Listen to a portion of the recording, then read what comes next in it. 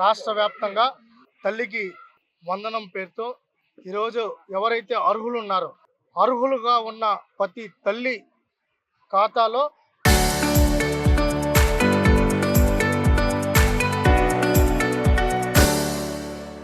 15,000 రూపాయలు అంటే 13,000 రూపాయలు తల్లికి అకౌంట్లో పడుతుంది.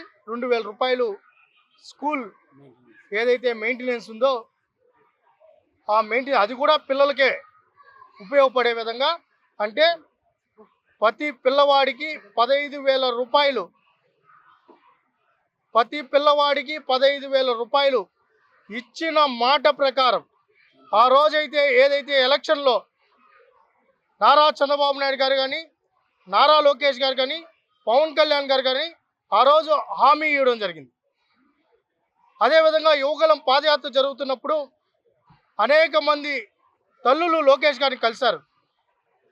ఆ రోజు జగన్మోహన్ రెడ్డి గారు ఎంతమంది పిల్లలు ఉంటే అంతమంది పిల్లలకు 15,000 ఇస్తానని చెప్పారు.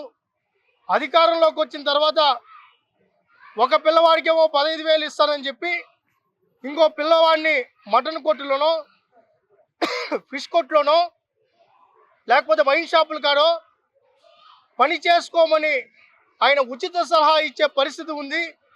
ఒక బిడ్డని చదివించి ఇంకో బిడ్డని కూలికి పంపించమంటారా, మీరైనా మమ్మల్ని ఆదుకోండి అని చెప్పి అనేక మంది తల్లులు వాళ్ళ బాధ లోకేష్ గారి దృష్టిలో పెట్టడం జరిగింది.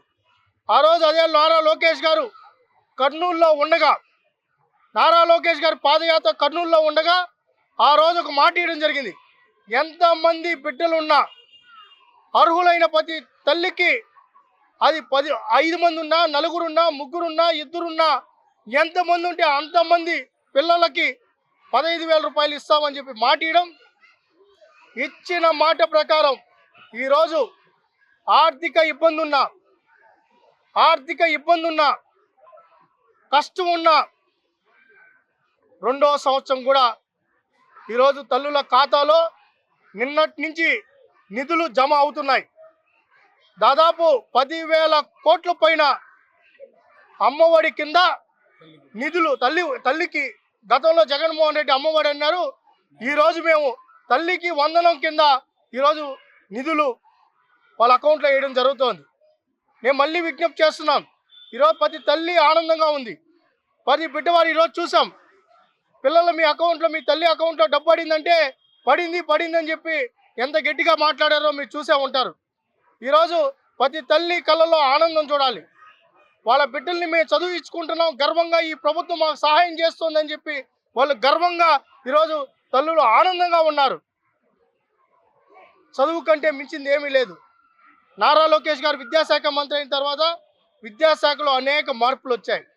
కరికులం రీవ్యాంప్ చేస్తున్నారు, సంస్కరణలు తీసుకొని వచ్చారు. ఈరోజు ఒక 100 days ప్రోగ్రామ్ తీసుకొని రావడం జరిగింది. దాని ద్వారా మొన్న 10th క్లాస్ రిజల్ట్స్ ఏ విధంగా వచ్చాయో మనం చూసే ఉంటాం.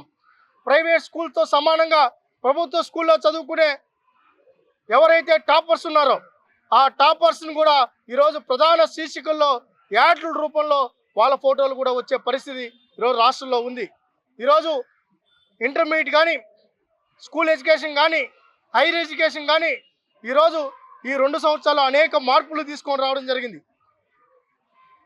తల్లులు ఆనందంగా ఉన్నారు. ఏమన్నా చిన్న లోటుపాట్లు ఉంటే దాన్ని కూడా గ్రీవెన్స్ పెట్టడం జరిగింది. వాటిని కూడా సరిదిద్దాం. ఏ అర్హత కలిగిన ఏ తల్లికి ఈ ప్రభుత్వంలో నిధులు జమ కాకుండా ఉండదని కూడా తెలియజేసుకుంటూ ఈరోజు తల్లుల పక్షాన, విద్యార్థుల పక్షాన నారా లోకేష్ గారికి ప్రత్యేకంగా కృతజ్ఞతలు, ధన్యవాదాలు కూడా తెలుపుకుంటున్నాం. ఈరోజు మీరు చెప్పింది కొంత నిజం లేకుండా పోలా. ఇంకా ఆ వాసనలు కొంతమంది అధికారులకు పోలా. ఆ టీటీడీలో కూడా రెవెన్యూ కానీ, పోలీస్ కానీ మేము అధికార పక్షానికి త్వరగా చేయమని ఎప్పుడు మేము చెప్పలా.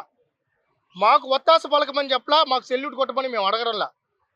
కానీ ఏదైతే ఆ రోజు ఆక్రమణలు చేసి పేదవారిని దోచుకొని, ఆక్రమించుకొని, దౌర్జన్యంగా ప్రవర్తించి, టీటీడీలో విధ్వంసం సృష్టించి దేవుణ్ణి కూడా అమ్మేసిన వాళ్ళ మీద ఎందుకు మీకు అంత ప్రేమో మాకు ఇప్పటికీ అర్థం కావడం.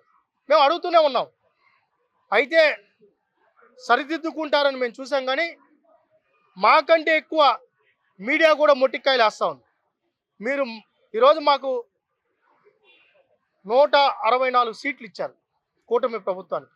ఇవన్నీ సరిదిద్దమని, ఆ విషయంలో ఉపేక్షించే ప్రసక్తే లేదు.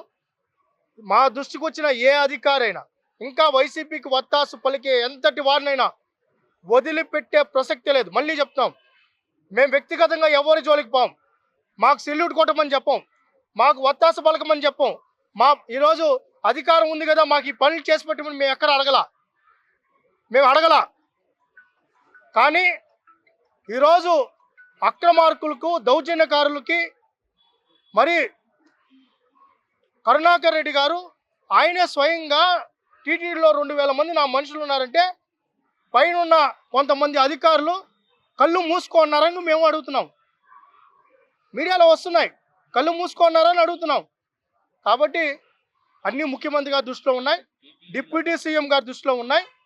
వాటన్నిటినీ ముఖ్యమంత్రి గారు, ఉప ముఖ్యమంత్రి గారు ఇప్పటికే చర్యలు మొదలుపెట్టారు. ఎవరిని వదిలిపెట్టాం. ప్రజల పక్షానే మా అంతిమ నిర్ణయాలు ఉంటాయి.